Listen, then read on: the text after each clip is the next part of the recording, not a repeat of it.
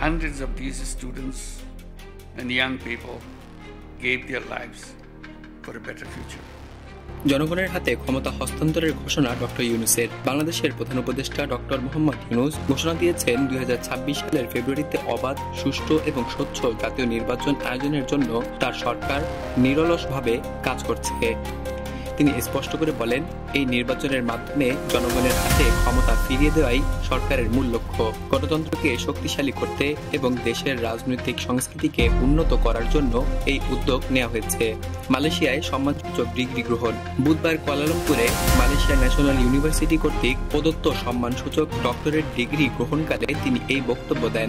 অনুষ্ঠানে মালয়েশিয়ার উচ্চশিক্ষামন্ত্রী Abdul Kadir, UKM vice chancellor অধ্যাপক সুফিয়ান জসর সহ বিভিন্ন বিশিষ্ট ব্যক্তি উপস্থিত ছিলেন।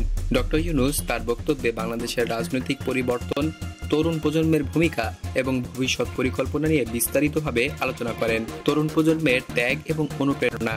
ডক্টর ইউনূস বলেন, এই সম্মান তাকে তরুণ প্রজন্মের স্বপ্ন পূরণের দায়িত্বের কথা স্মরণ করিয়ে দেয়। তিনি উল্লেখ করেন, গত বছর বাংলাদেশের অসংখ্য তরুণ সাহসিকতার সঙ্গে একটি ফ্যাসিবাদী শাসনের বিরুদ্ধে দাঁড়িয়েছিল। শত শত ছাত্র যুবক জীবন উৎসর্গ করেছে এমন এক ভবিষ্যতের জন্য যেখানে সবাই মর্যাদার সঙ্গে বাঁচতে পারবে এবং ভয়, বৈষম্য ও অবিচারের থেকে মুক্ত থাকবে।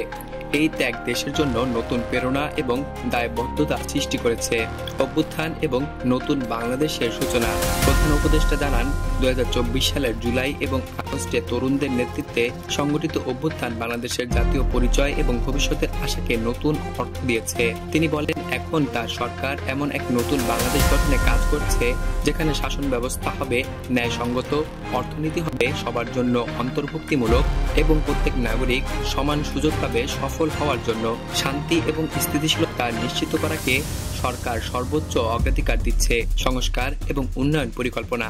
ডক্টর ইউনূস জোর দিয়ে বলেন, একটি শক্তিশালী এবং সহনশীল বাংলাদেশ গড়তে অর্থনৈতিক এবং সামাজিক ক্ষেত্রে বড় ধরনের পরিবর্তন প্রয়োজন। তার পরিকল্পনায় রয়েছে উদ্যোক্তাদের সহায়তা বৃদ্ধি, শিক্ষা এবং প্রযুক্তিতে ব্যাপক বিনিয়োগ, এছাড়া আন্তর্জাতিক এবং আঞ্চলিক অংশীদারদের সঙ্গে ঘনিষ্ঠভাবে কাজ করা। তিনি জানান, এই সংস্কার শুধু অর্থনৈতিক উন্নয়ন নয়, বরং সমাজের সব স্তরে সমতা এবং সুযোগ নিশ্চিত করবে। তরুণদের প্রতি আহ্বান। বিশ্ববিদ্যালয়ে শিক্ষার্থীদের উদ্দেশ্যে ডক্টর ইউনূস বলেন, তোমরা আগামী দিনের নির্মাতা। তোমাদের চিন্তা, সৃজনশীলতা এবং দায়িত্ববোধই ভবিষ্যৎ গঠন করবে, শুধু মালয়েশিয়ায় নয়, সমগ্র বিশ্বের। তিনি তরুণদের অনুপ্রাণিত করে বলেন, প্রকৃত সাফল্য শুধু নিজের জন্য নয়, বরং অন্যদের উন্নতির পথে নিয়ে যাওয়াই সর্বোচ্চ অর্জন। তিনি এমন এক পৃথিবী গড়ার আহ্বান জানান যেখানে কাউকে পিছনে ফেলে রাখা হবে না।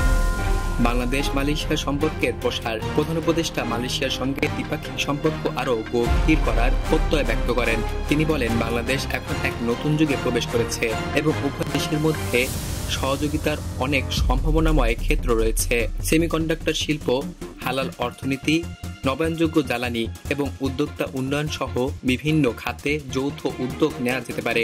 তার মতে, একসঙ্গে কাজ করলে উভয় দেশের জন্য একটি সমৃদ্ধ, উদ্ভাবনী, শক্তিশালী এবং অন্তর্ভুক্তিমূলক ভবিষ্যৎ গড়া সম্ভব। ধন্যবাদ এবং অঙ্গীকার। সম্মানসূচক ডক্টরেট ডিগ্রি প্রদানের জন্য ডক্টর ইউনূস মালয়েশিয়া ন্যাশনাল বিশ্ববিদ্যালয় কর্তৃপক্ষকে ধন্যবাদ জানান।